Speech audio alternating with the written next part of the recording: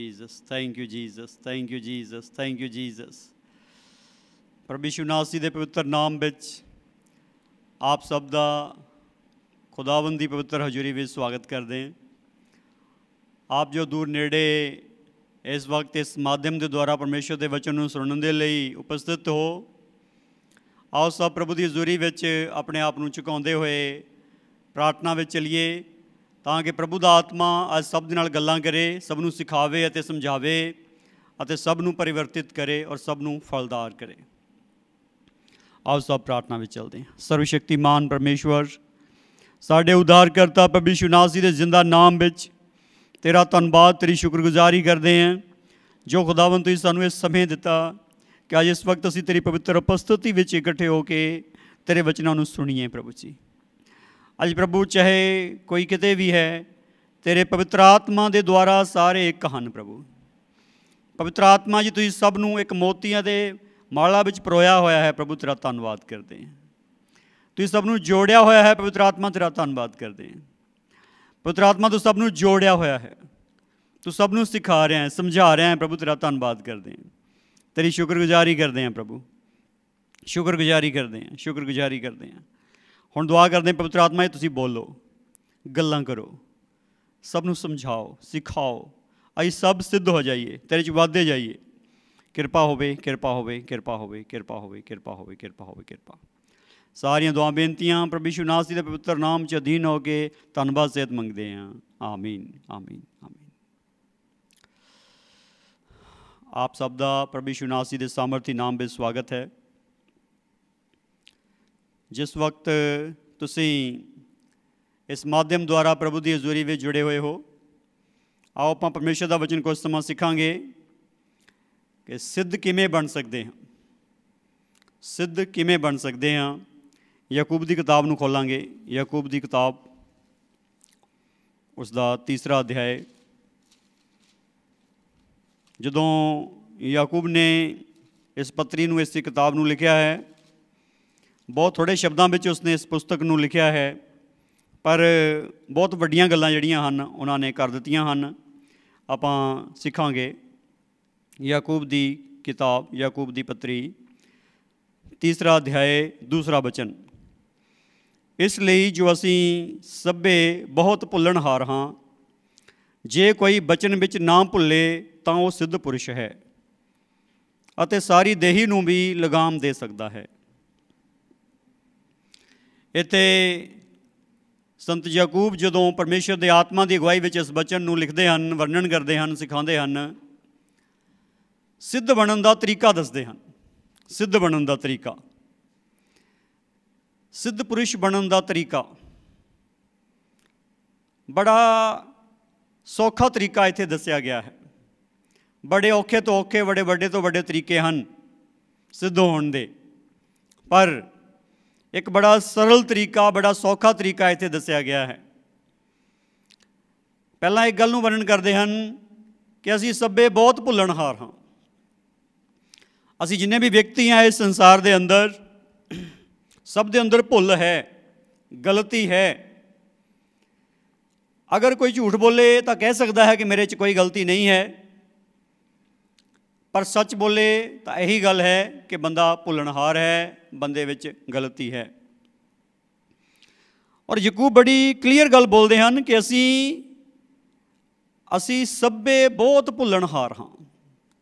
ਉਹ ਕਹਿੰਦੇ ਅਸੀਂ ਸਾਰੇ ਜਿੰਨੇ ਵੀ ਦੁਨੀਆ 'ਤੇ ਮਨੁੱਖ ਹਾਂ, ਸਾਰੇ ਹੀ ਬਹੁਤ ਭੁੱਲਣਹਾਰ ਹਾਂ, ਗਲਤੀਆਂ ਕਰਨ ਵਾਲੇ ਇਨਸਾਨ ਹਾਂ।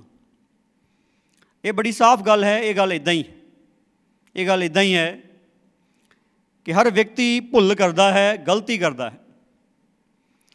ਪਰ ਸਮਾਧਾਨ ਕਿੱਦਾਂ ਹੋ ਸਕਦਾ ਹੈ? ਇੱਕ ਵਿਅਕਤੀ ਸਿੱਧ ਕਿੱਦਾਂ ਹੋ ਸਕਦਾ ਹੈ? ਇੱਕ ਭੁੱਲਣਹਾਰ ਵਿਅਕਤੀ ਸਿੱਧ ਕਿੱਦਾਂ ਹੋ ਸਕਦਾ ਹੈ? ਸਿੱਧ ਹੋਣ ਦਾ ਤਰੀਕਾ ਇਹ ਹੈ, ਜੇ ਕੋਈ ਵਚਨ ਵਿੱਚ ਨਾ ਭੁੱਲੇ ਤਾਂ ਉਹ ਸਿੱਧ ਪੁਰਸ਼ ਹੈ। ਜੇ ਕੋਈ ਵਚਨ ਦੇ ਵਿੱਚ ਨਾ ਭੁੱਲੇ, ਉਹ ਸਿੱਧ ਪੁਰਸ਼ ਹੈ।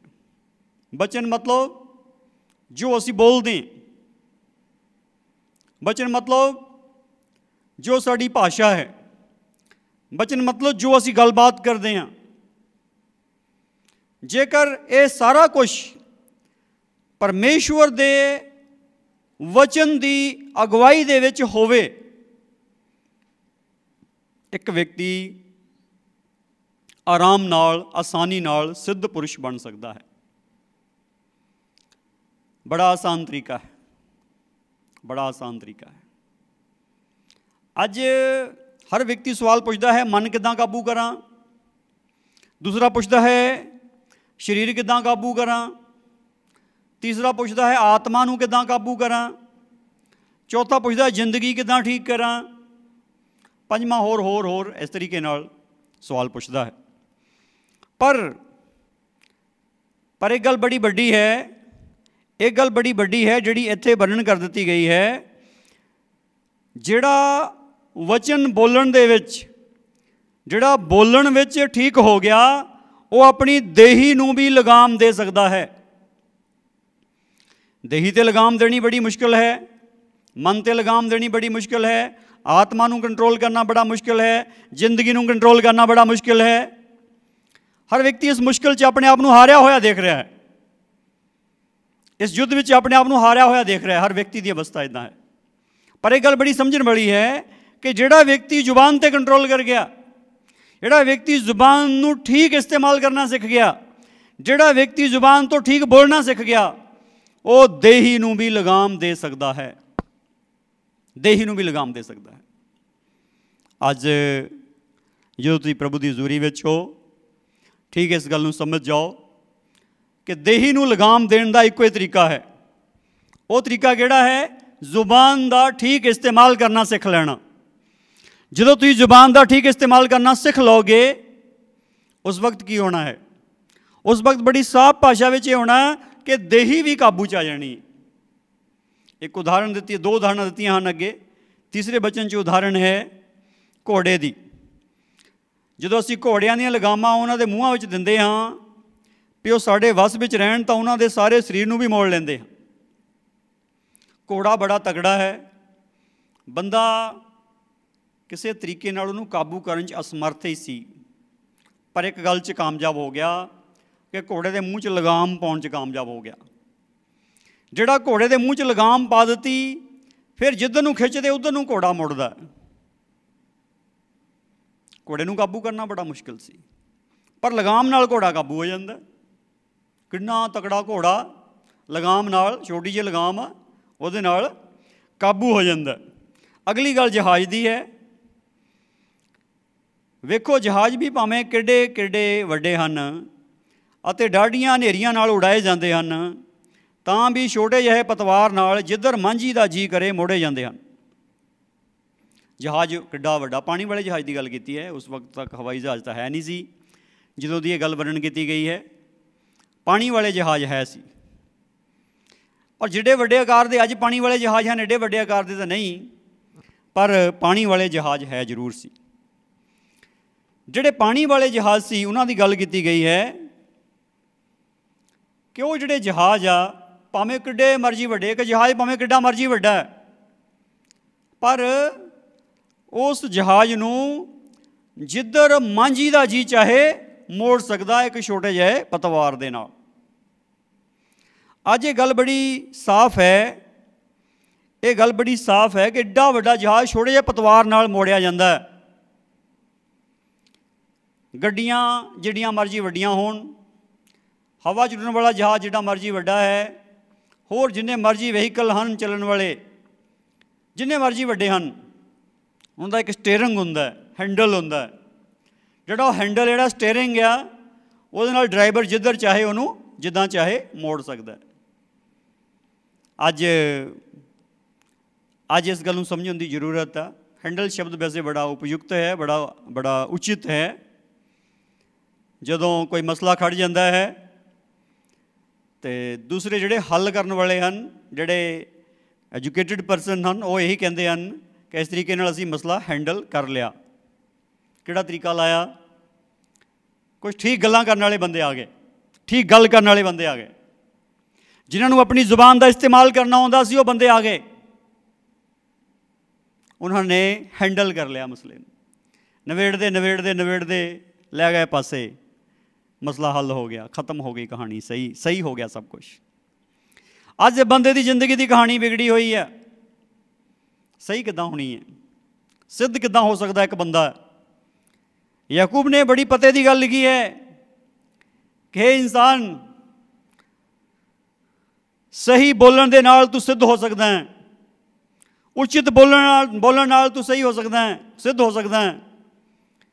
ਅਗਰ ਤੈਨੂੰ ਬੋਲਣਾ ਠੀਕ ਨਹੀਂ ਆਉਂਦਾ ਤੇ ਤੂੰ ਸਿੱਧ ਨਹੀਂ ਹੋ ਸਕਦਾ। ਅੱਜ ਬਹੁਤ ਸਾਰਿਆਂ ਦੇ ਬਚਨ ਕੌੜੇ ਹੈ, ਜਦੋਂ ਗੱਲ ਕਰੋ ਤਾਂ ਉਹ ਕਹਿੰਦੇ ਦਿਲ 'ਚ ਤਾਂ ਮੇਰੇ ਕੋਈ ਖੋਟ ਨਹੀਂ। ਭਾਈ ਗੱਲ ਇਹ ਆ, ਦਿਲ ਤਾਂ ਕਿਸੇ ਨੇ ਖੋਲ੍ਹ ਕੇ ਨਹੀਂ ਦੇਖਿਆ ਕਿਸੇ ਦਾ। ਜੋ ਤੂੰ ਬੋਲਦਾ ਹੈ, ਜੋ ਤੇਰੀ ਗੱਲਬਾਤ ਆ, ਉਹੀ ਦਿਸਦੀ ਆ, ਉਹੀ ਸੁਣਾਈ ਦਿੰਦੀ ਹੈ। ਜੇ ਤੇਰੇ ਦਿਲ 'ਚ ਮਿਠਾਸ ਆ, ਮੂੰਹ 'ਤੇ ਮਿਠਾਸ ਆਉਣ 'ਚ ਕੀ ਦਿੱਕਤ ਆ? ਜੇ ਤੇਰੇ ਦਿਲ 'ਚ ਪ੍ਰੇਮ ਆ ਤੇ ਮੂੰਹ 'ਤੇ ਪ੍ਰੇਮ ਆਉਣ 'ਚ ਕੀ ਦਿੱਕਤ ਆ? ਜੇ ਤੇਰੇ ਮਨ 'ਚ ਸ਼ਾਂਤੀ ਆ ਤੇ ਮੂੰਹ ਤੋਂ ਸ਼ਾਂਤੀ ਦੇ ਬਚਨ ਬੋਲਣ 'ਚ ਕੀ ਦਿੱਕਤ ਆ? ਕਿਉਂ? ਕੀ ਪ੍ਰੋਬਲਮ ਆ? ਝੂਠ ਬੋਲ ਕੇ ਕੰਮ ਨਹੀਂ ਚੱਲਣਾ ਹੈ। ਝੂਠ ਬੋਲ ਕੇ ਕੰਮ ਨਹੀਂ ਚੱਲਣਾ। ਸੱਚ ਬੋਲ ਕੇ ਕੰਮ ਚੱਲਣਾ। ਸੱਚ ਬੋਲ ਕੇ ਅੱਗੇ ਵਧਣਾ। ਜਿਸ ਗੱਲ 'ਚ ਗਲਤ ਆ, ਮੰਨੋ ਗਲਤ ਆ, ਪ੍ਰਭੂ ਸਹੀ ਕਰ ਦਊਗਾ।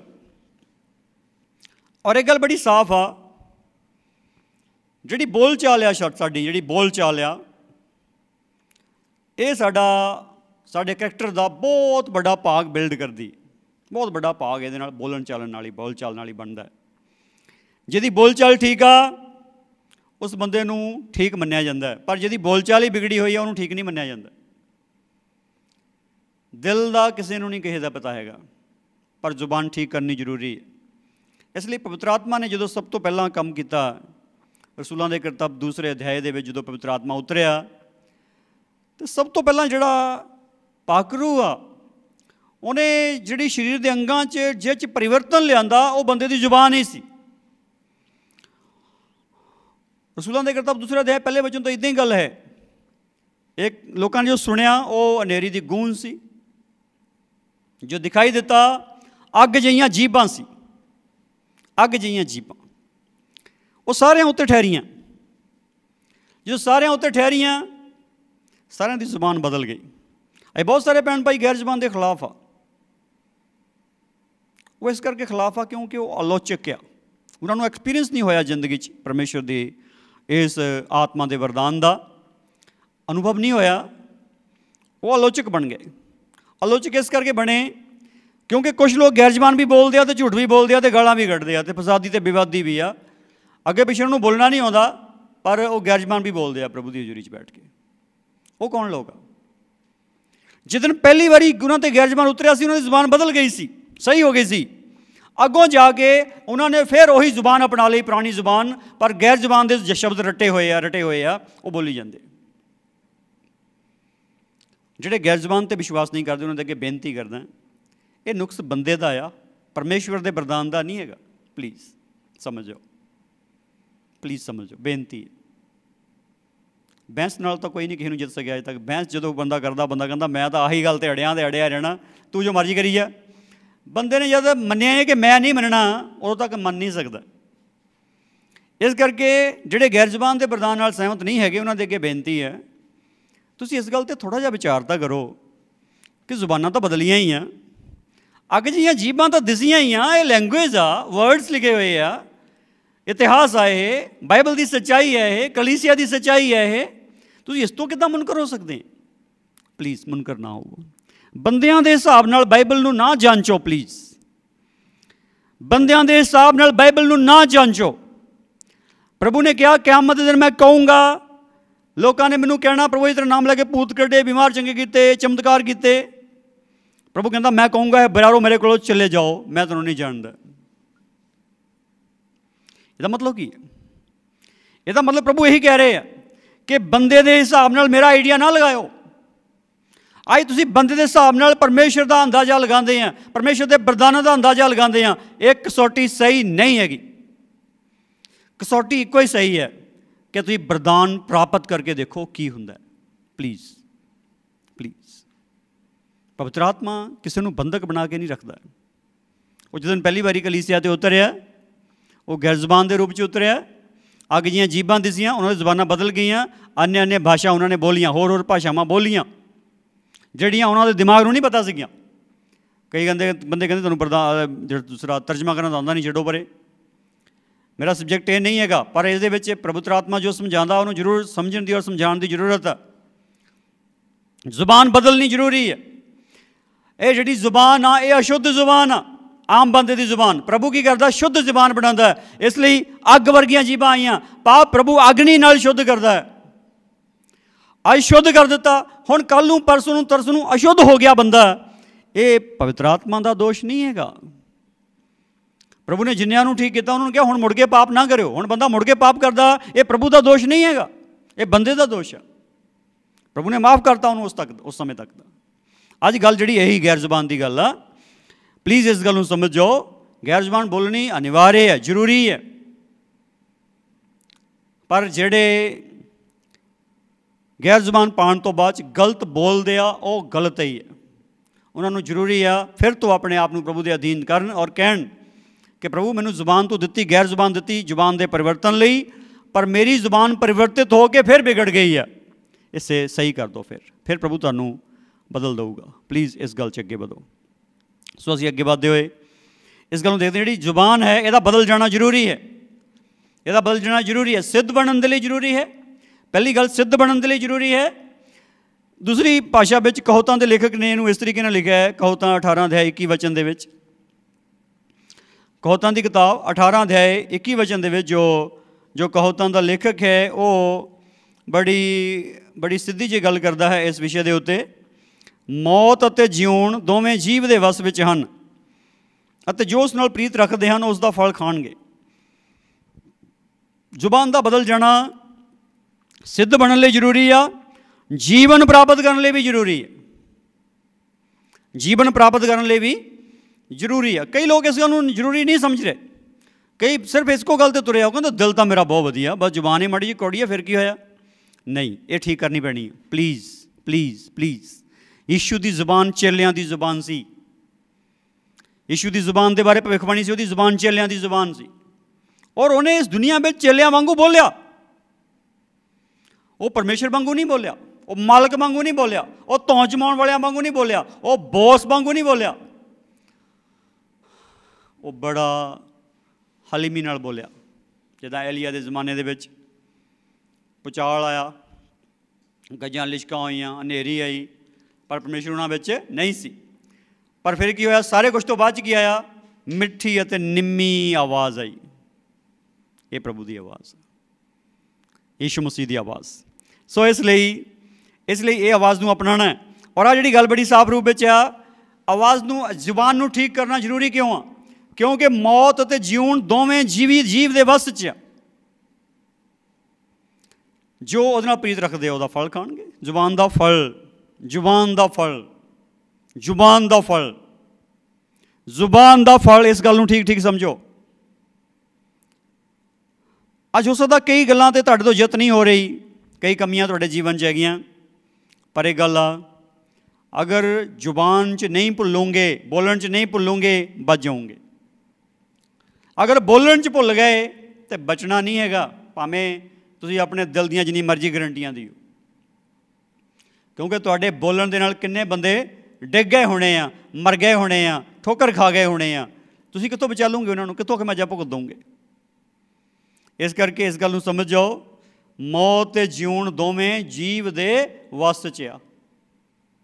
ਜਦੋਂ ਇਹ ਮੌਤ ਅਤੇ ਜਿਉਣ ਦੋਵੇਂ ਜੀਵ ਦੇ ਵੱਸ 'ਚ ਆ ਤਾਂ ਫਿਰ ਇਹਦਾ ਫਲ ਖਾਣ ਲਈ ਤਿਆਰ ਰਹੋ। ਇਸ ਲਈ ਜੀਵਨ ਬੀਜੋ ਜ਼ੁਬਾਨ ਦੇ ਨਾਲ। ਅਗਰ ਤੁਸੀਂ ਜੀਵਨ ਬੀਜੋਗੇ ਤਾਂ ਜੀਵਨ ਮਿਲੂਗਾ, ਅਗਰ ਤੁਸੀਂ ਮੌਤ ਬੀਜੋਗੇ ਤਾਂ ਮੌਤ ਮਿਲੂਗੀ। ਇਸ ਲਈ ਜੀਵ ਦਾ ਪਰਿਵਰਤਿਤ ਹੋ ਜਾਣਾ ਬੜਾ ਜ਼ਰੂਰੀ ਹੈ, ਸਿੱਧ ਬਣਨ ਦੇ ਲਈ ਵੀ ਔਰ ਜੀਵਨ ਪ੍ਰਾਪਤ ਕਰਨ ਦੇ ਲਈ ਵੀ। ਇੱਕ ਮੱਤੀ ਦੀ ਅੰਜੀਲ ਦੇ 12 ਅਧਿਆਇ ਨੂੰ ਇੱਕ ਵਾਰੀ ਖੋਲਾਂਗੇ। ਮੱਤੀ ਦੀ ਅੰਜੀਲ ਉਸਦਾ 12 ਅਧਿਆਇ, ਮੱਤੀ ਦੀ ਅੰਜੀਲ 12 ਅਧਿਆਇ ਉਸਦਾ 36 ਔਰ 37 ਵਚਨ ਹੈ। ਮੱਤੀ ਅੰਜੀਲ 12 ਅਧਿਆਇ 36-37 ਵਚਨ।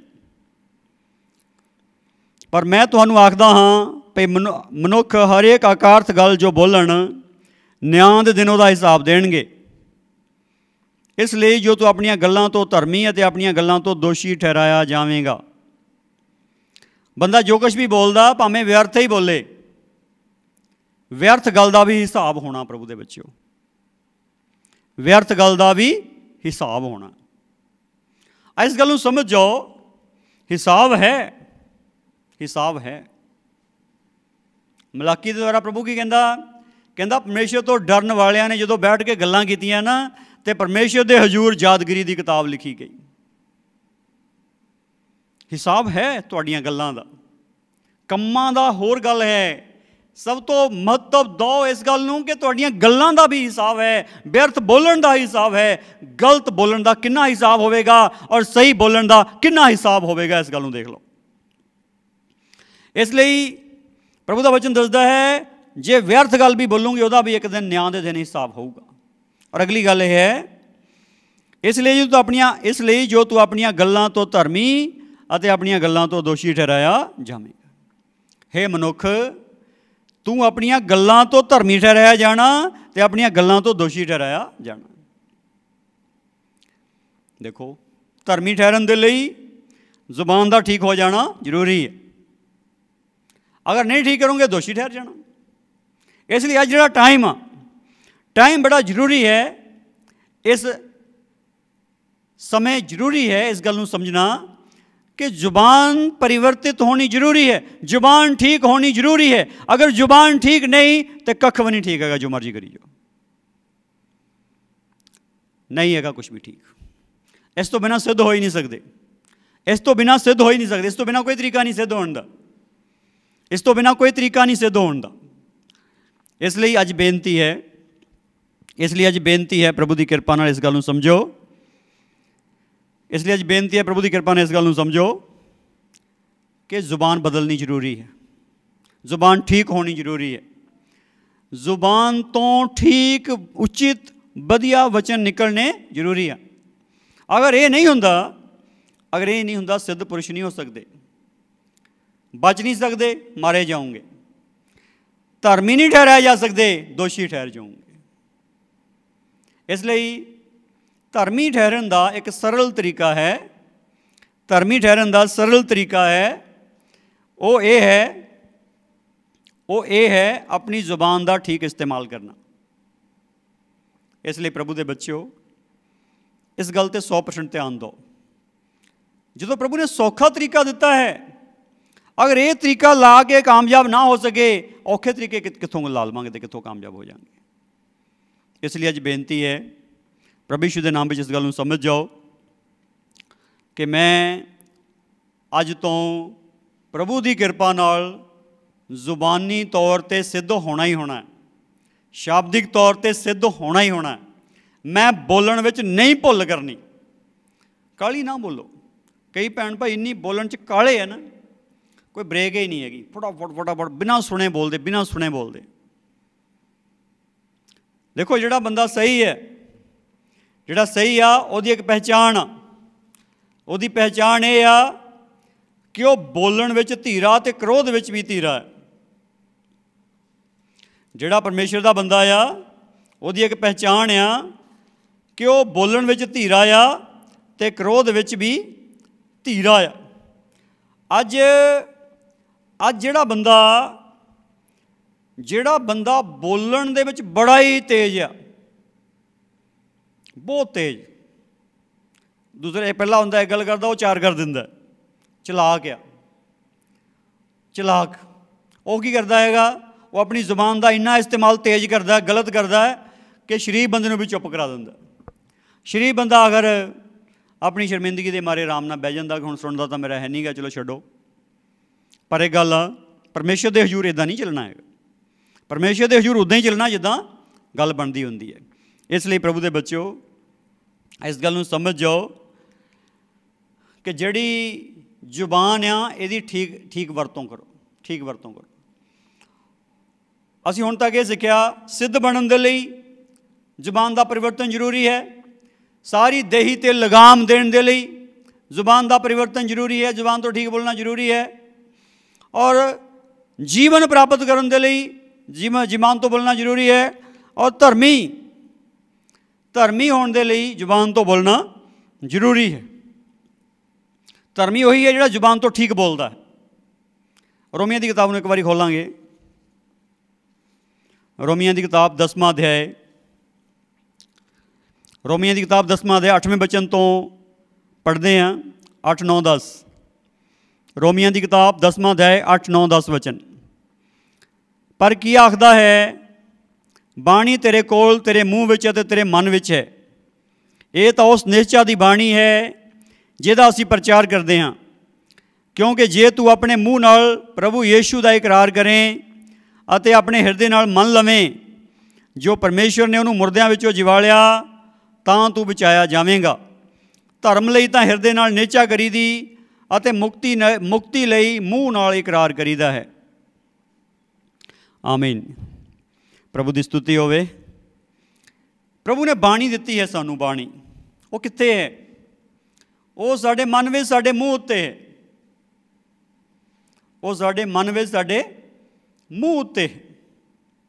ਅੱਜ ਦੇਖੋ, ਜ਼ਰੂਰ ਹੈ ਬਾਣੀ ਪੜ੍ਹੋ, ਬਾਣੀ ਸੁਣੋ। ਅਗਰ ਤੁਸੀਂ ਜ਼ੁਬਾਨ ਨੂੰ ਸਿੱਧ ਬਣਾਉਣਾ ਚਾਹੁੰਦੇ ਹੋ, ਤੁਹਾਡੀ ਵੋਕੈਬਲਰੀ ਜਿਹੜੀ ਹੈ, ਤੁਹਾਡਾ ਸ਼ਬਦਕੋਸ਼ ਜੋ ਹੈ, ਉਹ ਬਾਈਬਲ ਦਾ ਸ਼ਬਦਕੋਸ਼ ਹੋਣਾ ਚਾਹੀਦਾ ਹੈ। ਬਾਈਬਲ ਦਾ ਸ਼ਬਦਕੋਸ਼ ਹੋਣਾ ਚਾਹੀਦਾ ਹੈ।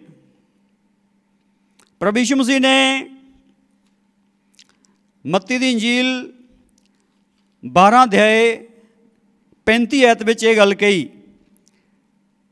ਮੱਤੀ 12:35। ਭਲਾ ਮਨੁੱਖ ਭੁੱਲੇ ਖਜ਼ਾਨੇ ਵਿੱਚੋਂ ਭਲੀਆਂ ਗੱਲਾਂ ਕੱਢਦਾ ਹੈ ਅਤੇ ਬੁਰਾ ਮਨੁੱਖ ਬੁਰੇ ਖਜ਼ਾਨੇ ਵਿੱਚੋਂ ਬੁਰੀਆਂ ਗੱਲਾਂ ਕੱਢਦਾ ਹੈ। ਜਿਹੜਾ ਚੰਗਾ ਬੰਦਾ ਆ, ਉਹ ਚੰਗੇ ਖਜ਼ਾਨੇ ਤੋਂ ਚੰਗੀ ਗੱਲ ਕੱਢਦਾ ਹੈ, ਅਤੇ ਜਿਹੜਾ ਮਾੜਾ ਬੰਦਾ ਆ, ਉਹ ਮਾੜੇ ਖਜ਼ਾਨੇ ਵਿੱਚੋਂ ਮਾੜੀ ਗੱਲ ਕੱਢਦਾ ਹੈ। ਔਰ ਇੱਕ ਗੱਲ ਜਿਹੜੀ ਹੈ, ਮੱਤੀ ਇੰਜੀਲ 15 ਅਧਿਆਇ, ਮੱਤੀ ਦੀ ਇੰਜੀਲ 15 ਅਧਿਆਇ ਉਸ ਦਾ 18 ਵਚਨ। ਮੱਤੀ ਦੀ ਇੰਜੀਲ 15 ਅਧਿਆਇ 18 ਵਚਨ। ਪਰ ਜਿਹੜੀਆਂ ਗੱਲਾਂ ਮੂੰਹੋਂ ਨਿਕਲਦੀਆਂ ਹਨ ਉਹ ਦਿਲ ਵਿੱਚੋਂ ਆਉਂਦੀਆਂ ਹਨ ਅਤੇ ਇਹੋ ਮਨੁੱਖ ਨੂੰ ਭ੍ਰਿਸ਼ਟ ਕਰਦੀਆਂ ਹਨ। ਜਿਹੜੇ ਕਹਿੰਦੇ ਮੇਰਾ ਦਿਲ ਬੜਾ ਸਾਫ਼ ਆ, ਬਸ ਜ਼ੁਬਾਨ ਹੀ ਕੌੜੀ ਆ, ਉਹਨਾਂ ਲਈ ਇਹ ਬਚਨ ਨਾ ਸਮਝ ਲਓ ਪਲੀਜ਼। ਪ੍ਰਭੂ ਕਹਿੰਦਾ ਕੌੜਾਪਨ ਆਇਆ ਹੀ ਤੇਰੇ ਦਿਲ 'ਚੋਂ, ਜ਼ੁਬਾਨ ਤੋਂ ਹੀ ਨਹੀਂ ਆਇਆ ਇਕੱਲਾ, ਤੇਰੇ ਅੰਦਰੋਂ ਹੀ ਆਇਆ ਹੈ, ਅੰਦਰ ਹੀ ਸੀ ਤੇਰੇ। ਕਈ ਬੜਾ ਸਫਾਈ ਨਾਲ ਝੂਠ ਬੋਲਦੇ ਆ, ਦਿਲ ਮੇਰਾ ਬੜਾ ਸਾਫ਼ ਆ, ਬਸ ਜ਼ੁਬਾਨ ਹੀ ਕੌੜੀ ਹੈ। ਗਲਤ ਗੱਲ ਆ। ਪਲੀਜ਼ ਪੁਨਰ ਵਿਚਾਰ ਕਰੋ, ਸਵੈ ਨਿਰੀਖਣ ਕਰੋ। ਜੇ ਅੰਦਰ ਨਹੀਂ ਸੀ ਤਾਂ ਕਿੱਥੋਂ ਆ ਗਿਆ? ਕਿਉਂਕਿ ਪ੍ਰਭੂ ਦੀ ਭਾਸ਼ਾ ਸਭ ਤੋਂ ਉੱਤਮ ਭਾਸ਼ਾ ਆ। ਇਹ ਤੋਂ ਵੱਡੀ ਕੋਈ ਭਾਸ਼ਾ ਨਹੀਂ ਹੈਗੀ। ਪ੍ਰਭੂ ਦੀ ਭਾਸ਼ਾ ਇਹ ਆ, ਕਹਿੰਦਾ ਜਿਹੜੀਆਂ ਗੱਲਾਂ ਮੂੰਹੋਂ ਨਿਕਲਦੀਆਂ ਉਹ ਦਿਲ ਵਿੱਚੋਂ ਆਉਂਦੀਆਂ ਆ, ਉਹ ਅੰਦਰੋਂ ਹੀ ਆਉਂਦੀਆਂ, ਬਾਹਰੋਂ ਨਹੀਂ ਆਉਂਦੀਆਂ। ਕਿਉਂਕਿ ਪ੍ਰਭੂ ਨੂੰ ਇੱਥੇ ਸਵਾਲ ਕੀਤਾ ਕਿ ਖਾਣ ਪੀਣ ਨਾਲ ਬੰਦਾ ਅਸ਼ੁੱਧ ਹੋ ਜਾਂਦਾ। ਪ੍ਰਭੂ ਕਹਿੰਦਾ ਖਾਣ ਪੀਣ ਨਾਲ ਨਹੀਂ ਅਸ਼ੁੱਧ ਹੁੰਦਾ, ਬੰਦੇ ਦੇ ਵਿੱਚ ਪਾਪ ਆ, ਉਹ ਪਾਪ ਬਾਹਰ ਆ ਜਾਂਦਾ। ਖਾ ਪੀ ਕੇ ਤਾਂ ਬਸ ਬਾਹਰ ਆ ਜਾਂਦਾ ਹੈ। ਜਦੋਂ ਇੱਕ ਸ਼ਰਾਬੀ ਸ਼ਰਾਬ ਪੀ ਲੈਂਦਾ, ਨਸ਼ੇ ਵੀ ਕਰ ਲੈਂਦਾ ਹੈ, ਪਰ ਜਿੰਨਾ ਉਹਦਾ ਬੈਰ ਬਰੋ ਹੁੰਦਾ, ਸਿੱਧੀਆਂ ਗਾਲਾਂ ਕੱਢਣ ਲੱਗ ਜਾਂਦਾ ਉਹਨੂੰ। ਜਦ ਤੱਕ ਉਹਨੇ ਦਾਰੂ ਨਹੀਂ ਪੀਤੀ ਹੁੰਦੀ ਤਦ ਤੱਕ ਸਹੀ ਹੁੰਦਾ, ਤਦ ਤੱਕ ਕੰਟਰੋਲ 'ਚ ਹੁੰਦਾ, ਆਪਣੀ ਜ਼ੁਬਾਨ 'ਤੇ ਕਾਬੂ ਰੱਖਦਾ ਹੈ। ਪਰ ਜਦੋਂ ਨਸ਼ਾ ਕਰ ਲੈਂਦਾ ਫਿਰ ਉਹ ਬੇਪਰਦਾ ਹੋ ਕੇ ਜਿਹਦੇ ਲਈ ਜੋ ਉਹਦੇ ਅੰਦਰ ਹੈਗਾ ਉਹ ਬੋਲਣਾ ਸ਼ੁਰੂ ਕਰ ਦਿੰਦਾ। ਇਸ ਲਈ ਬੇਨਤੀ ਇਸ ਗੱਲ ਨੂੰ ਸਮਝ ਜਾਓ, ਸਮਝ ਜਾਓ। ਮੈਂ ਬਾਰ-ਬਾਰ ਕਹਿੰਦਾ, ਜਿਹਦੇ ਮੂੰਹ 'ਤੇ ਗਲਤ ਸ਼ਬਦ ਆ ਉਹਦੇ ਅੰਦਰ ਵੀ ਗਲਤ ਆ। ਉਹ ਨਾ ਕਵੇ ਕਿ ਮੈਂ ਅੰਦਰੋਂ ਸਹੀ ਹਾਂ, ਬਸ ਮੂੰਹ ਹੀ ਠੀਕ ਨਹੀਂ ਹੈਗਾ। ਅੰਦਰ ਵੀ ਠੀਕ ਆ, ਅੰਦਰ ਵੀ ਗਲਤ ਆ, ਜ਼ੁਬਾਨ ਵੀ ਗਲਤ ਆ। ਜਦੋਂ ਅੰਦਰ ਠੀਕ ਹੋ ਗਿਆ ਬਾਹਰ ਵੀ ਠੀਕ ਹੋ ਜਾਣਾ। ਪਰ ਇਹ ਗੱਲ ਸੁਣੋ, ਜਿਹੜਾ ਪ੍ਰਭੂ ਸਾਨੂੰ ਗੱਲ ਦੱਸ ਰਿਹਾ, ਬਚਨ ਸਾਨੂੰ ਗੱਲ ਦੱਸ ਰਿਹਾ ਕਿ ਠੀਕ ਬੋਲਣ ਨਾਲ ਠੀਕ ਹੋ ਸਕਦੇ, ਉਹਦਾ ਮਤਲਬ ਕੀ ਹੈ? ਉਹਦਾ ਮਤਲਬ ਇਹ ਆ ਕਿ ਤੁਹਾਡੇ ਕੋਲ ਮਾੜਾ ਖਜ਼ਾਨਾ ਜਮ੍ਹਾਂ ਆ ਅੰਦਰ। ਮਾੜੇ ਖਜ਼ਾਨੇ ਵਿੱਚ ਬਹੁਤ ਕੁਛ ਆ, ਬਹੁਤ ਕੁਛ ਆ। ਲੋਕਾਂ ਨਾਲ ਜੋ ਨਫ਼ਰਤ, ਵੈਰ ਵਿਰੋਧ ਆ, ਗਲਤ ਵੋਕੈਬਲਰੀ ਆ, ਗਲਤ ਸੀਨਸ ਹੈਗੇ ਆ, ਗਲਤ ਗੱਲਾਂ ਹੈਗੀਆਂ, ਕਈ ਪ੍ਰਕਾਰ ਦਾ ਗਲਤ ਸਮਾਨ ਅੰਦਰ ਭਰਿਆ ਹੋਇਆ। ਅਗਰ ਤੁਸੀਂ ਉਹਨੂੰ ਯੂਜ਼ ਨਹੀਂ ਕਰੋਗੇ, ਅਗਰ ਤੁਸੀਂ ਉਹਦੀ ਵਰਤੋਂ ਨਹੀਂ ਕਰੋਗੇ, ਉਹ ਖਤਮ ਹੋ ਜਾਣਾ, ਖਤਮ ਹੋ ਜਾਣਾ, ਇਹ ਗਰੰਟੀ ਹੈ। ਅਗਰ ਤੁਸੀਂ ਇਹਦੀ ਵਰਤੋਂ ਨਹੀਂ ਕਰੋਗੇ, ਉਹ ਤੁਹਾਡੇ ਲਈ ਕਵਾੜ ਆ, ਇੱਕ ਦਿਨ ਬਾਹਰ ਸੁੱਟਿਆ ਜਾਣਾ, ਖਤਮ ਹੋ ਜਾਣੀ ਕਹਾਣੀ ਉਹਦੀ। ਪਰ ਅਗਰ ਤੁਸੀਂ ਇਹਦੀ ਵਰਤੋਂ ਕਰੋਗੇ, ਉਹ ਖਤਮ ਨਹੀਂ ਹੋਣਾ। ਇਹ ਬਹੁਤ ਸਾਰੇ ਭੈਣ ਭਾਈ ਜੋ ਸਮਾਨ ਹੈਗਾ ਉਹਦੀ ਰੋਜ਼ ਪ੍ਰੈਕਟਿਸ ਕਰਦੇ, ਉਹ ਕਿੱਥੋਂ ਖਤਮ ਹੋ ਜਾਊਗਾ? ਗਲਤ ਸਮਾਨ ਦੀ ਪ੍ਰੈਕਟਿਸ ਕਰਦੇ ਹਾਂ, ਗਲਤ ਸਮਾਨ ਕਿੱਥੋਂ ਖਤਮ ਹੋ ਜਾਂਦਾ? ਵਧੀ ਜਾਂਦਾ, ਕਿਉਂਕਿ ਜੋ ਤੁਸੀਂ ਵਰਤਦੇ ਹੋ ਉਹ ਵੱਧਦਾ, ਜੋ ਨਹੀਂ ਵਰਤਦੇ ਉਹ ਪਿਆ ਰਹਿੰਦਾ ਅਤੇ ਡਿਸਟਰਾਏ ਹੋਣਾ ਸ਼ੁਰੂ ਹੋ ਜਾਂਦਾ, ਖਤਮ ਹੋਣਾ ਸ਼ੁਰੂ ਹੋ ਜਾਂਦਾ, ਇੱਕ ਦਿਨ ਪੂਰਾ ਖਤਮ ਹੋ ਜਾਂਦਾ। ਅਗਰ ਤੁਹਾਡੇ ਅੰਦਰ ਨਫ਼ਰਤ ਹੈ ਵੀ ਕਿਤੇ ਤੁਹਾਡੇ ਅੰਦਰ, ਨਹੀਂ ਵਰਤੂਗੇ ਨਾ, ਨਹੀਂ ਜ਼ੁਬਾਨ ਤੋਂ ਬੋਲੂਗੇ, ਇੱਕ ਦਿਨ ਖਤਮ ਹੁੰਦੀ ਇੱਕ ਦਿਨ ਖਤਮ ਹੋ ਜਾਣੀ, ਭੁੱਲ ਜਾਣਾ ਤੁਹਾਨੂੰ। ਗੁੱਸਾ ਕਿਸੇ ਪ੍ਰਤੀ ਹੈ ਵੀ, ਨਹੀਂ ਕੁਛ ਮਾੜਾ ਬੋਲੂਗੇ ਗੁੱਸੇ 'ਚ, ਇੱਕਦਮ ਗੁੱਸਾ ਖਤਮ ਹੁੰਦੇ ਇੱਕ ਦਿਨ ਹੋ ਜਾਊਗਾ। ਪ੍ਰਭੂ ਜੀ ਇਹੀ ਕਹਿਣਾ ਚਾਹੁੰਦੇ ਆ, ਪ੍ਰਭੂ ਜੀ ਇਹੀ ਕਹਿਣਾ ਚਾਹੁੰਦੇ, ਬੱਚੇ ਇੱਦਾਂ ਕਰ, ਜੇ ਤੇਰੇ ਅੰਦਰ ਗਲਤ ਸਮਾਨ ਹੈਗਾ ਉਹਨੂੰ ਨਾ ਵਰਤ, ਰਹਿਣ ਦੇ, ਉਹਨੂੰ ਖਤਮ ਕਰ ਦੇ। ਤੇਰੇ ਨਾ ਵਰਤਣ ਦੇ ਨਾਲ ਹੀ ਉਹਨੇ ਖਤਮ ਹੋ ਜਾਣਾ, ਤੇਰੇ ਵਰਤਣ ਨਾਲ ਉਹ ਵੱਧਦਾ। ਇਸ ਲਈ ਅੱਜ ਸਮਝ ਜਾਓ ਪ੍ਰਭੂ ਜੀ ਕੀ ਕਹਿਣਾ ਚਾਹੁੰਦੇ ਆ, ਸਮਝ ਜਾਓ ਪ੍ਰਭੂ ਦਾ ਵਚਨ ਸਾਨੂੰ ਕੀ ਸਮਝਾਉਣਾ ਚਾਹੁੰਦਾ ਹੈ। ਬਾਣੀ ਤੇਰੇ ਕੋਲ, ਤੇਰੇ ਮੂੰਹ ਵਿੱਚ ਅਤੇ ਤੇਰੇ ਮਨ ਵਿੱਚ ਹੈ। ਹੁਣ ਜੇ ਮੂੰਹ ਵਿੱਚ ਅਤੇ ਮਨ ਵਿੱਚ ਬਾਣੀ ਹੋਵੇਗੀ ਤਾਂ ਬਾਣੀ ਨਿਕਲੇਗੀ। ਵੋਕੈਬਲਰੀ, ਬਾਣੀ ਦੀ ਵੋਕੈਬਲਰੀ ਸਾਰੀ, ਸ਼ਬਦਕੋਸ਼ ਸਾਰਾ ਬਾਈਬਲ ਦਾ, ਬਚਨ ਦਾ, ਕਿੱਥੋਂ ਗੱਲ ਗਲਤ ਹੋ ਜਾਊ? ਕਿੱਥੋਂ ਗਲਤ ਹੁੰਦੀ? ਜਿੱਥੇ ਬਾਣੀ ਭਰੀ ਨਹੀਂ ਅੰਦਰ। ਔਰ ਇਹ ਗੱਲ ਬਾਣੀ ਕਿਹੜੀ? ਇਹ ਤਾਂ ਉਸ ਨਿਸ਼ਚਾ ਦੀ ਬਾਣੀ ਹੈ ਜਿਹਦਾ ਅਸੀਂ ਪ੍ਰਚਾਰ ਕਰਦੇ ਹਾਂ। ਅਸੀਂ ਫਿਰ ਰੋਮੀਆਂ 10ਵੇਂ ਅਧਿਆਇ ਦੇ ਵਿੱਚ 8ਵੇਂ ਵਚਨ 'ਚ ਆ ਗਏ ਹਾਂ। ਇਹ ਉਸ ਨਿਸ਼ਚਾ ਦੀ ਬਾਣੀ ਜਿਸ ਨਿਸ਼ਚਾ ਦੇ ਵਚਨ ਦਾ, ਨਿਸ਼ਚਾ ਦਾ ਅਸੀਂ ਪ੍ਰਚਾਰ ਕਰਦੇ ਹਾਂ। ਯਿਸੂ ਮਸੀਹ ਦਾ ਜੋ ਪ੍ਰਚਾਰ ਹੈ ਨਿਸ਼ਚਾ ਦਾ ਪ੍ਰਚਾਰ ਹੈ, ਵਿਸ਼ਵਾਸ ਦਾ ਪ੍ਰਚਾਰ ਹੈ, ਤੋਬਾ ਦਾ ਪ੍ਰਚਾਰ ਹੈ। ਤੋਬਾ ਵੀ ਜ਼ੁਬਾਨ ਦੇ ਨਾਲ ਹੀ ਹੁੰਦੀ ਹੈ ਔਰ ਨਿਸ਼ਚਾ ਵੀ ਜ਼ੁਬਾਨ ਤੋਂ ਹੀ ਆਰੰਭ ਹੁੰਦੀ ਹੈ। ਜਦੋਂ ਅਸੀਂ ਠੀਕ ਬੋਲਣਾ ਸ਼ੁਰੂ ਕਰਦੇ, ਇਕਰਾਰ ਠੀਕ ਹੋ ਜਾਂਦਾ ਹੈ। ਔਰ ਜਿਹੜੀ ਗੱਲ ਹੈ ਕਿਉਂਕਿ ਜੇ ਤੂੰ ਆਪਣੇ ਮੂੰਹ ਨਾਲ ਪ੍ਰਭੂ ਯਿਸੂ ਦਾ ਇਕਰਾਰ ਕਰੇ ਅਤੇ ਆਪਣੇ ਹਿਰਦੇ ਨਾਲ ਮੰਨ ਲਵੇਂ ਜੋ ਪਰਮੇਸ਼ਰ ਨੂੰ ਮੁਰਦਿਆਂ ਵਿੱਚੋਂ ਜਿਵਾਲਿਆ ਹੈ ਤਾਂ ਤੂੰ ਬਚਾਇਆ ਜਾਵੇਂਗਾ। ਮੂੰਹ ਨਾਲ ਇਕਰਾਰ ਕਰੇ ਪ੍ਰਭੂ ਯਿਸੂ ਦਾ ਅਤੇ ਹਿਰਦੇ ਨਾਲ ਮੰਨ ਲਵੇਂ ਕਿ ਪਰਮੇਸ਼ਰ ਨੇ ਉਹਨੂੰ ਮੁਰਦਿਆਂ ਵਿੱਚੋਂ ਜਿੰਦਾ ਕਰ ਲਿਆ। ਉਹ ਮਰਿਆ ਹੋਇਆ ਨਹੀਂ ਹੈਗਾ, ਉਹ ਜ਼ਿੰਦਾ ਆ। ਸਾਡਾ ਪ੍ਰਭੂ ਯਿਸੂ ਜਿੰਦਾ ਪ੍ਰਭੂ ਆ। ਤੂੰ ਬਚਾਇਆ ਜਾਊਂਗਾ ਕਿਉਂਕਿ ਤੈਨੂੰ ਬਚਾਉਣ ਵਾਲਾ ਜਿੰਦਾ, ਤੇਰਾ ਬਚਾਓ ਰਹਿਣਾ ਹੀ ਰਹਿਣਾ। ਅੱਜ ਗੜਬੜੀ ਕਿੱਥੇ ਹੈ? ਜਦੋਂ ਠੀਕ ਇਕਰਾਰ ਨਹੀਂ ਬੰਦੇ ਦਾ ਹੈਗਾ, ਬੰਦਾ ਇਹ ਮੰਨ ਲੈਂਦਾ ਪ੍ਰਭੂ ਪਤਾ ਨਹੀਂ ਕਿੱਥੇ ਚਲ ਗਿਆ, ਪ੍ਰਭੂ ਨੇ ਮੈਨੂੰ ਛੱਡ ਦਿੱਤਾ, ਪ੍ਰਭੂ ਨੇ ਮੈਨੂੰ ਭੁਲਾ ਦਿੱਤਾ, ਪ੍ਰਭੂ ਮੇਰੇ ਤੋਂ ਦੂਰ ਚਲਾ ਗਿਆ। ਇਹ ਗਲਤ ਇਕਰਾਰ ਹੀ ਬੰਦੇ ਨੂੰ ਪਰਮੇਸ਼ਰ ਦੇ ਨਾਲੋਂ ਦੂਰ ਕਰ ਦਿੰਦਾ। ਔਰ ਜਿਹੜੀ ਗੱਲ ਹੈ ਇਹ ਇੱਦਾਂ ਹੀ ਹੈ। ਅਗਲੀ ਗੱਲ ਹੈ, ਧਰਮ ਲਈ ਤਾਂ ਹਿਰਦੇ ਨਾਲ ਨਿਸ਼ਚਾ ਕਰੀਦੀ ਅਤੇ ਮੁਕਤੀ ਲਈ ਮੂੰਹ ਨਾਲ ਇਕਰਾਰ ਕਰੀਦਾ। ਧਰਮ ਪ੍ਰਾਪਤ ਕਰਨ ਦੇ ਲਈ ਹਿਰਦੇ ਨਾਲ ਵਿਸ਼ਵਾਸ ਕਰਨਾ, ਅੰਦਰ ਤੋਂ ਵਿਸ਼ਵਾਸ ਕਰਨਾ ਅਤੇ ਮੁਕਤੀ ਲਈ ਮੂੰਹ ਨਾਲ ਕੀ ਕਰਨਾ? ਇਕਰਾਰ। ਮੁਕਤੀ ਲਈ ਮੂੰਹ ਨਾਲ ਇਕਰਾਰ ਕਰਨਾ। ਅੱਜ ਪ੍ਰਭੂ ਦੇ ਬੱਚਿਓ ਇਸ ਗੱਲ ਨੂੰ ਸਮਝ ਜਾਓ ਕਿ ਧਰਮੀ ਬਣਨਾ ਇਕਰਾਰ ਦੇ ਦੁਆਰਾ ਹੀ ਆ, ਇਕਰਾਰ ਦੇ ਦੁਆਰਾ ਹੀ ਆ। ਜੇਕਰ ਡਾਕੂ ਨੇ ਸੂਲੀ ਦੇ ਉੱਤੇ ਇਕਰਾਰ ਕੀਤਾ ਤਾਂ ਜ਼ੁਬਾਨ ਨਾਲ ਹੀ ਇਕਰਾਰ ਕੀਤਾ। ਜੇ ਮਸੂਲੀਏ ਨੇ ਹੈਕਲ ਵਿੱਚ ਜਾ ਕੇ ਇਕਰਾਰ ਕੀਤਾ ਤਾਂ ਜ਼ੁਬਾਨ ਨਾਲ ਹੀ ਇਕਰਾਰ ਕੀਤਾ। ਜੇ ਜੱਕੀ ਨੇ ਇਕਰਾਰ ਕੀਤਾ ਤਾਂ ਜ਼ੁਬਾਨ ਨਾਲ ਹੀ ਇਕਰਾਰ ਕੀਤਾ। ਜ਼ੁਬਾਨ ਨਾਲ ਇਕਰਾਰ ਕਰਕੇ ਆਪਣੇ ਅੰਦਰ ਤੋਂ ਉਸ ਚੀਜ਼ ਨੂੰ ਲਾਗੂ ਕਰ ਲਿਆ, ਮੰਨ ਲਿਆ, 100% ਸਵੀਕਾਰ ਕਰ ਲਿਆ। ਅੱਜ ਦੇਖੋ ਗੱਲ ਕੀ ਹੈ। ਅਗਰ ਤੁਹਾਡਾ ਇਕਰਾਰ ਹੀ ਸਹੀ ਨਹੀਂ ਹੈਗਾ, ਤੁਸੀਂ ਧਰਮੀ ਨਹੀਂ ਹੈਗੇ। ਅਗਰ ਤੁਸੀਂ ਧਰਮੀ ਨਹੀਂ ਹੈਗੇ ਤਾਂ ਜੀਵਨ ਕਿੱਦਾਂ ਪ੍ਰਾਪਤ ਕਰ ਜੂਗੇ ਦੱਸੋ? ਕਿਉਂਕਿ ਠੀਕ ਇਕਰਾਰ ਕਰਨ ਦੇ ਨਾਲ ਧਰਮੀ ਬਣਨਾ ਹੈ। ਇਹ ਇਕਰਾਰ ਕਰਨ ਨਾਲ ਧਰਮੀ ਬਣਨਾ ਕਿ ਪ੍ਰਭੂ ਪਹਿਲਾ ਯੂਹੰਨਾ 1:7 ਦੱਸਦਾ ਕਿ ਯਿਸੂ ਦਾ ਲਹੂ ਮੇਰੇ ਸਾਰੇ ਪਾਪਾਂ ਨੂੰ ਧੋਂਦਾ।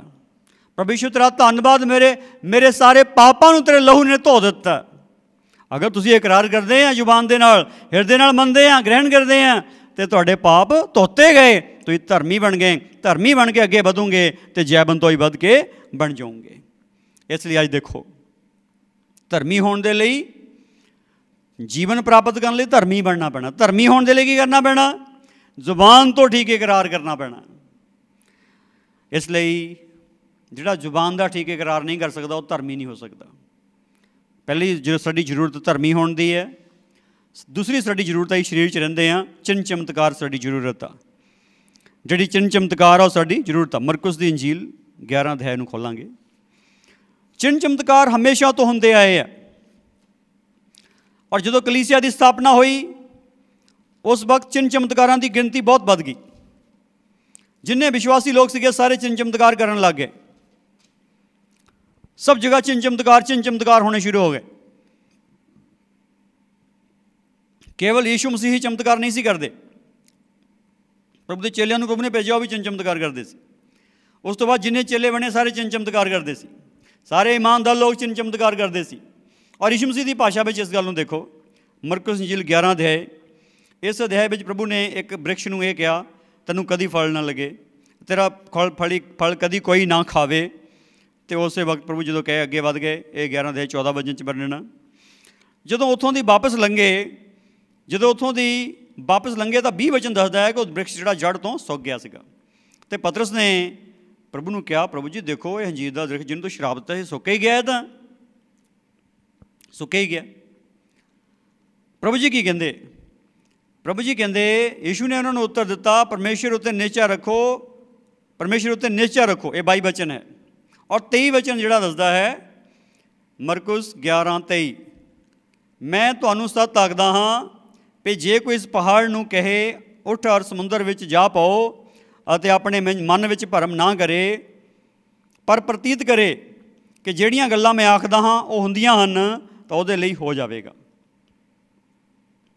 प्रभु जी की कहंदे? प्रभु जी ये कहंदे आ, तुसीं ये गल देख के हैरान हो गए हैं कि दरख्त नाल की हो गया, पर प्रभु की कहंदे? कहंदे मैं तुहानूं सच आखदा हां जे कोई इस पहाड़ नूं कहे उठ और समुंदर विच जा पाओ तो अपने मन विच भरम ना करे, प्रतीत करे जिहड़ियां गल्लां मैं कहना वो हुंदियां तो उहदे लई हो जाऊगा। गल सुनो, प्रभु कहंदे अगर तू विश्वासी हाँ, विश्वास करदा तू बोल दे पहाड़ नूं, पहाड़ तेरी गल मनूगा, पहाड़ तेरी आग्या मनूंगा। प्रभु विश्वासी नूं कह रहा, पर विश्वासी नूं कह रहा भरम ना करी बोल के। अज बहुत सारे लोग प्रभु के दास दासियां, बहुत सारे ईमानदार लोग चंगाई की सेवकाई दे विच लगे हुए हैं। चंगाई की सेवकाई जिन्हां दे द्वारा वध हो रही, वो कौन लोग आ?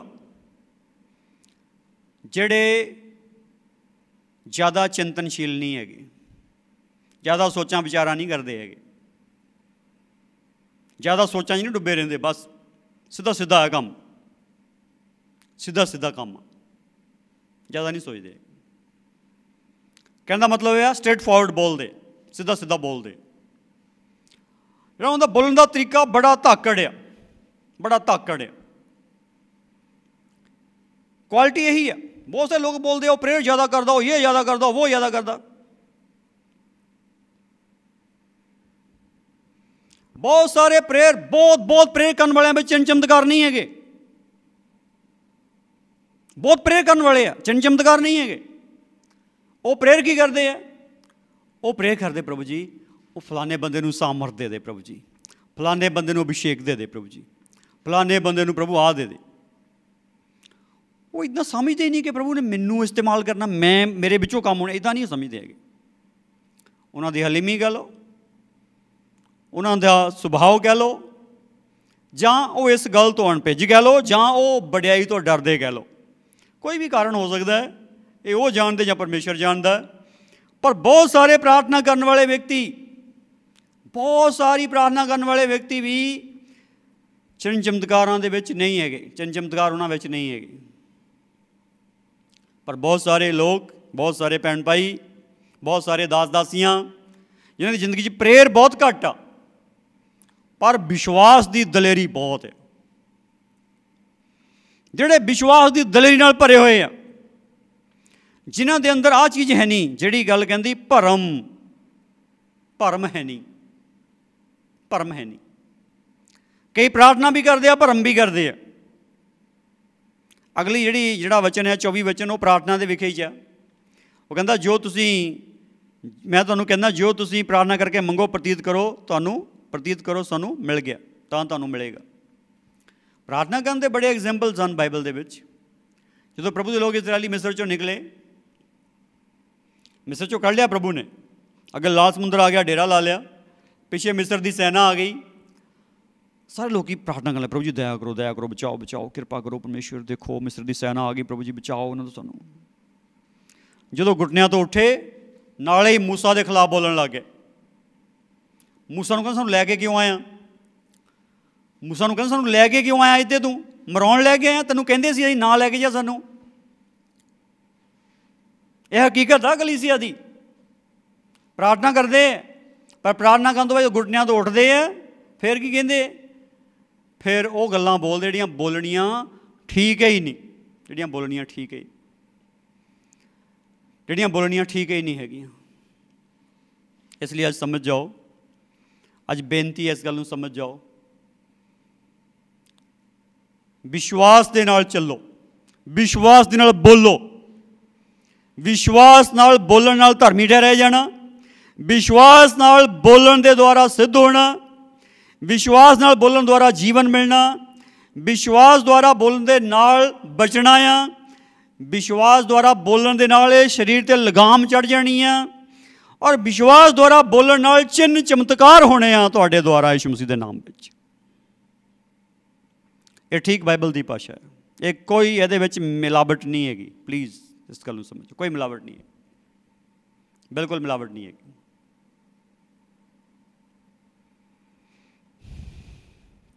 ਗੱਲ ਬੜੀ ਸਾਫ਼ ਆ, ਭਰਮ ਹੈ ਨਹੀਂ।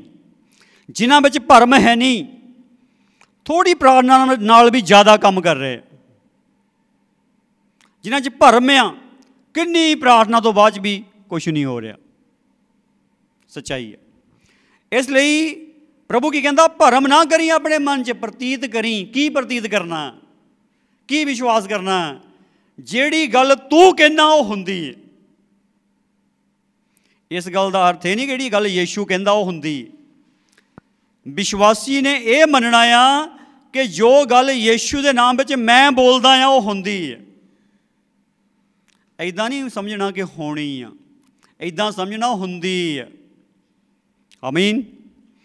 ਇਹ ਗੱਲ ਬੜੀ ਸਾਫ਼ ਆ, ਇਹ ਗੱਲ ਬੜੀ ਸਾਫ਼ ਆ। ਉਹ ਕਹਿੰਦਾ ਜਿਹੜੀਆਂ ਗੱਲਾਂ ਮੈਂ ਆਖਦਾ ਹਾਂ ਉਹ ਹੁੰਦੀਆਂ ਹਨ। ਇਹ ਵਿਸ਼ਵਾਸ ਕਰਨਾ ਕਿ ਜਿਹੜੀ ਗੱਲ ਮੈਂ ਕਹਿੰਦਾ ਯੀਸ਼ੂ ਦੇ ਨਾਮ ਵਿੱਚ ਵਿਸ਼ਵਾਸੀ ਹੋਣ ਦੇ ਨਾਤੇ ਉਹ ਹੁੰਦੀ ਆ, ਪੂਰੀ ਹੁੰਦੀ ਹੈ। ਅੱਜ ਸਮਝ ਜਾਓ, ਅੱਜ ਸਮਝ ਜਾਓ, ਅੱਜ ਸਮਝ ਜਾਓ, ਪਲੀਜ਼ ਸਮਝ ਜਾਓ, ਪਲੀਜ਼ ਸਮਝ ਜਾਓ। ਅਗਰ ਤੁਸੀਂ ਸਮਝ ਗਏ ਤਾਂ ਜਿੱਤ ਜਾਓਗੇ ਯੀਸ਼ੂ ਦੇ ਸਾਮਰਥੀ ਨਾਮ ਵਿੱਚ। ਅਗਰ ਤੁਸੀਂ ਸਮਝ ਗਏ ਤਾਂ ਜਿੱਤ ਜਾਓਗੇ ਯੀਸ਼ੂ ਦੇ ਸਾਮਰਥੀ ਨਾਮ ਵਿੱਚ, ਜਿੱਤ ਜਾਓਗੇ। ਅਗਰ ਨਹੀਂ ਸਮਝੇ ਤਾਂ ਸਮੱਸਿਆ ਹੈ। ਇਸ ਲਈ ਧਰਮੀ ਬਣਨਾ, ਜ਼ੁਬਾਨ 'ਤੇ ਕਬਜ਼ ਕੰਟਰੋਲ ਕਰਨਾ ਪੈਣਾ, ਸਿੱਧ ਬਣਨਾ ਪੈਣਾ, ਜ਼ੁਬਾਨ ਨੂੰ ਠੀਕ ਬੋਲਣ ਦੇ ਲਈ ਲਾਉਣਾ ਪੈਣਾ। ਚਿੰਨ੍ਹ ਚਮਤਕਾਰ ਕਰਨੇ ਆ ਅਤੇ ਜ਼ੁਬਾਨ ਠੀਕ ਬੋਲਣ ਲਈ ਲਾਉਣੀ ਪੈਣੀ ਹੈ। ਇਹ ਸਾਰਾ ਕੁਝ ਜ਼ੁਬਾਨ ਦੇ ਨਾਲ ਹੋਣਾ। ਇਸ ਲਈ ਅੱਜ ਬੇਨਤੀ, ਇਸ ਗੱਲ ਨੂੰ ਸਮਝ ਜਾਓ। ਚਿੰਨ੍ਹ ਚਮਤਕਾਰ ਪ੍ਰਾਪਤ ਕਰਨਾ ਹੈ ਅਤੇ ਠੀਕ ਤੁਸੀਂ ਬੈਠ ਕੇ ਬੋਲੋ। ਇਹਨਾਂ ਦਿਨਾਂ ਦੇ ਵਿੱਚ ਬਹੁਤ ਸਾਰੇ ਇਸ ਗੱਲ ਤੋਂ ਪਰੇਸ਼ਾਨ ਆ ਕਿ ਚਰਚਾਂ ਵਿੱਚ ਸੰਗਤ ਨੂੰ ਨਹੀਂ ਜਾਣ ਦਿੱਤਾ ਜਾ ਰਿਹਾ, ਚਰਚ ਬੰਦ ਹੋ ਗਏ। ਬੜੇ ਪਰੇਸ਼ਾਨ ਹੈ ਇਸ ਗੱਲ ਤੋਂ। ਇਹ ਨਾ ਕਹੋ ਚਰਚ ਬੰਦ ਹੋ ਗਏ। ਚਰਚ ਬੰਦ ਨਹੀਂ ਹੋ ਸਕਦਾ। ਚਰਚ ਦਾ ਮਤਲਬ ਕਲੀਸਿਆ ਆ। ਕਲੀਸਿਆ ਬੰਦ ਹੋ ਜਾਊਗੀ ਜੇ ਕਲੀਸਿਆ 500 ਇਕੱਠੇ ਹੋ ਕੇ ਨਹੀਂ ਪ੍ਰਾਰਥਨਾ ਕਰ ਸਕਦੀ, 5000 ਇਕੱਠੇ ਹੋ ਕੇ ਨਹੀਂ ਪ੍ਰਾਰਥਨਾ ਕਰ ਸਕਦੀ, 2 ਤਾਂ ਇਕੱਠੇ ਹੋ ਕੇ ਪ੍ਰਾਰਥਨਾ ਕਰ ਹੀ ਸਕਦੇ ਹੈ। ਯਿਸੂ ਕੀ ਕਹਿੰਦੇ? ਜਿੱਥੇ 2 ਜਾਂ 3 ਆ ਉੱਥੇ ਮੈਂ। ਇਸ ਲਈ ਪਰੇਸ਼ਾਨ ਨਾ ਹੋਵੋ। ਇਹਨਾਂ ਦਿਨਾਂ ਵਿੱਚ ਇਸ ਗੱਲ ਨੂੰ ਸਮਝੋ ਕਿ ਪ੍ਰਭੂ ਵਿਸ਼ਵਾਸੀਆਂ ਦੇ ਸ਼ਬਦਾਂ ਨੂੰ ਪੂਰਾ ਕਰਦਾ ਹੈ। ਔਰ ਇਹ ਘੋਸ਼ਣਾ ਕਰੋ, ਮੈਂ ਵਿਸ਼ਵਾਸੀ ਹਾਂ। ਇਹ ਘੋਸ਼ਣਾ ਕਰੋ, ਮੈਂ ਧਰਮੀ ਹਾਂ ਯਿਸੂ ਦੇ ਨਾਮ ਵਿੱਚ। ਔਰ ਇਹ ਘੋਸ਼ਣਾ ਕਰੋ, ਯਿਸੂ ਮੇਰੇ ਸ਼ਬਦਾਂ ਨੂੰ ਪੂਰਾ ਕਰਦਾ ਹੈ। ਅੱਜ ਤੱਕ ਸ਼ਾਇਦ ਤੁਸੀਂ ਇਹ ਸਿੱਖਿਆ ਹੋਊਗਾ ਕਿ ਪ੍ਰਭੂ ਦੇ ਦਾਸ ਦੇ ਸ਼ਬਦ ਪ੍ਰਭੂ ਪੂਰੇ ਕਰਦਾ ਹੈ। ਪਾਸਟਰ ਜੀ ਦੇ ਸ਼ਬਦ ਪੂਰੇ ਕਰਦਾ ਹੈ। ਪ੍ਰਭੂ ਦੇ ਦਾਸ ਦੇ ਸ਼ਬਦ ਪ੍ਰਭੂ ਪੂਰੇ ਕਰਦਾ। ਤੁਸੀਂ ਇਹ ਸਿੱਖਿਆ ਹੋਊਗਾ ਸ਼ਾਇਦ। ਪਰ ਪ੍ਰਭੂ ਵਿਸ਼ਵਾਸੀਆਂ ਨੂੰ, ਇਮਾਨਦਾਰਾਂ ਨੂੰ ਸੰਬੋਧਨ ਕਰਦੇ ਹੋਏ ਕਹਿ ਰਹੇ ਹੈ। ਪ੍ਰਭੂ ਇਮਾਨਦਾਰਾਂ ਨੂੰ ਸੰਬੋਧਨ ਕਰਦੇ ਹੋਏ ਕਹਿ ਰਹੇ ਹੈ। ਚੇਲਿਆਂ ਨੂੰ ਸੰਬੋਧਨ ਕਰਦੇ ਹੋਏ ਕਹਿ ਰਹੇ ਆ। ਪ੍ਰਭੂ ਆਪਣੇ ਅਨੁਯਾਈਆਂ ਨੂੰ ਸੰਬੋਧਨ ਕਰਦੇ ਹੋਏ ਕਹਿ ਰਹੇ ਆ। ਭਰਮ ਨਾ ਕਰਨ ਵਾਲਿਆਂ ਨੂੰ ਸੰਬੋਧਨ ਕਰਦੇ ਹੋਏ ਕਹਿ ਰਹੇ ਆ ਕਿ ਤੂੰ ਪ੍ਰਤੀਤ ਕਰ ਕਿ ਜਿਹੜੀਆਂ ਗੱਲਾਂ ਤੂੰ ਬੋਲਦਾ ਉਹ ਹੁੰਦੀਆਂ, ਹੋ ਜਾਊਗੀਆਂ, 100% ਹੋ ਜਾਣਗੀਆਂ। ਇਸ ਲਈ ਅੱਜ ਬੇਨਤੀ ਹੈ, ਜਿੱਥੇ ਵੀ ਤੁਸੀਂ ਹੋ ਠੀਕ ਬੋਲਣਾ ਸ਼ੁਰੂ ਕਰ ਦਿਓ। ਘਰ, ਪਰਿਵਾਰ, ਖੇਤ ਖਲਿਆਣ ਦੇ ਵਿੱਚ, ਕਿਤੇ ਰੋਡ 'ਤੇ, ਕਿਤੇ ਵੱਖਰੀ ਵੱਖਰੀ ਜਗ੍ਹਾ, ਜਿੱਥੇ ਵੀ ਹੋ ठीक बोलना शुरू कर दो। ਤੁਹਾਡਾ ठीक बोलना ਤੁਹਾਨੂੰ सिद्ध बनाऊगा। बचन च ना भुल्लिओ, बोलन च भुल्लिओ ना। अगर बोलन च भुल गए तो चक्कर च पै जाओगे। बोलन च ना भुल्लिओ, अपनी जुबान ते पैरा दो। यीशु मसीह के सामर्थी नाम विच थोड़ा रोक के बोलो, एकदम ना बोलो, रोक के बोलो, पर बोलो। जो ती बोलना धर्मी ठहरना, जो ती बोलना चिन्ह चमत्कार होने, 100% होने। चिन्ह चमत्कार करना हुण दूर नहीं हैगा। अज बहुत सारे लोगों में भ्रांतियां फैलियां हुई हैं कि फलानी जगह जाके प्रार्थना कराऊंगा मैं ठीक होऊंगा, फलानी जगह जाके प्रार्थना कराऊंगा ठीक होऊंगा। इदां गल नहीं हैगी। तुसीं जिहड़े विश्वासी हैं, परमेश्वर तुहाडी सुणदा है। तुसीं जिथे भी हो बोलना शुरू करो। प्रार्थना करना होर गल है, प्रभु जी दया कर दो, दया कर दो, दया कर दो कहना करना होर गल है, मंगना होर गल है, पर घोषणा करना बोलना होर गल है। घोषणा करो, बोलो कि मेरे प्रभु यीशु मसीह ने मैनू धर्मी बना दिता है, मैं खुदावंद दा बेटा बन गया, मैं अधिकारी बन गया, मेरा बोलिया हुआ शब्द प्रभु पूरा करता है। ये शब्द मनुखों ते धौंस जमाने लिए नहीं है, लोगों को श्राप देने लिए नहीं है, बल्कि यीशु के नाम च लोगों को आशीष देने के लिए है। इसलिए अज बेनती इस गल समझ जाओ, तुहाडा परमेश्वर तुहाडे लिए सब कुछ करने को तैयार आ, तैयार आ। तुहाडी आवाज़ सुनने के लिए अपना कान लगा के बैठा कि मैं कदों पूरा करा। इसलिए आओ बोलना शुरू करो। आओ सारे अपनी अखां नूं बंद करो, बोलना शुरू करो। Jesus power, Jesus power, Jesus power, Jesus power. अज प्रभु यीशु मसीह नासरी पवित्र आत्मा के वसीले नाल सब नूं सही शब्द दे दो, सब नूं सिद्ध बना दो। प्रभु सिद्ध होना कम्मां द्वारा नहीं हो सकिया। प्रभु बड़ा जोर यतन ला लिया प्रभु, कम्मां द्वारा सिद्ध होना नहीं हो सकिया। हुण शब्दां द्वारा सिद्ध होने की जो तुसी विधि और प्रावधान दिता है, इंतजाम दिता है, पूरा हो जाए यीशु के सामर्थी नाम विच, पूरा हो जाए यीशु के सामर्थी नाम विच। हर जन नूं सही शब्द दे दो परमेश्वर। हर भरम वाले शब्द जाते रहन, बहम वाले शब्द जाते रहन, डर वाले शब्द जाते रहन। और यीशु के नाम विच कमांड करते हैं, हर जुबान दे उत्ते परमेश्वर की अग वाली जीभ आ जाए। जुबाना बदल जान यीशु के नाम विच, जुबाना सही हो जान यीशु के नाम विच, जुबाना सिद्ध हो जान यीशु के नाम विच। परिवर्तित जुबाना हालेलुया, शुद्ध जुबाना हालेलुया, सिद्ध जुबाना हालेलुया, सिद्ध जीवन हालेलुया, सिद्ध जीवन हालेलुया। यीशु के नाम विच परिवर्तित जीवन हालेलुया, धर्मी दे जीवन हालेलुया, चिन्ह चमत्कारां वाला जीवन हालेलुया। अज तो जो बोलन यीशु के नाम विच पूरा होवे, यीशु के नाम विच पूरा होवे हालेलुया। इस सूत्र ते प्रभु तेरे बच्चे काम करन और तेरी महान महिमा नूं प्रगट करन, तेरी बड़ी बहाली और भलाई 100% होवे। किरपा होवे, किरपा होवे, किरपा होवे, किरपा होवे, किरपा होवे, किरपा। प्रभु सब दे घरां परिवारां तेरी आशीष होवे, सब दे नाल तेरी कुदरत बनी रहे। जिथे जिथे भी तेरे बेटे बेटियां एकत्रित सब नूं ब्लैस करो। जो बोलन होवे, तेरे बच्चे देखण तेरी महिमा करन, तेरी किरपा दा आत्मा सदा सदा बनिया रहे। धन्नवाद, धन्नवाद, धन्नवाद। प्रभु जदों इस संसार दे विच ये करोना की महामारी फैली हुई है, दुआ करते हैं प्रभु साडा देश बचाया जाए, प्रभु साडा आंढ गुआंढ साडा समाज बचाया जाए। हो खुदावन ये संसार बचाया जाए। हे बैरी देख, प्रभु ने अपने बच्चों नाल वायदा किया होया है। वो कहता तेरे मुढ़ 1000 तरस 10,000 डिगणगे पर वो मरी तेरे नेड़े नहीं आऊगी। आज तो यीशु के नाम विच आशीष बोल दें हालेलुया। और यीशु के लहू की सुरक्षा सब ईमानदारों ते लाते हैं, पवित्र आत्मा की अगुवाई के अधीन करते हैं। सब गवाहियां नाल अगे बधन। प्रभु जी किरपा होवे, किरपा होवे, किरपा होवे, किरपा। सारियां दुआ बेनतियां प्रभु यीशु नासरी के पवित्र नाम च अधीन होके धन्नवाद सहित मंगते हैं। आमीन, आमीन। सो आपो अपने थावां ते प्रभु यीशु के नाम विच ठीक बोलन की प्रैक्टिस करो। तुहाडा परमेश्वर तुहाडे विचों वड्डे वड्डे चमत्कार करेगा। खुदावंद तुहाडे नाल होवे। खुदावंद दी हजूरी सदा सदा बनी रहे। आमीन।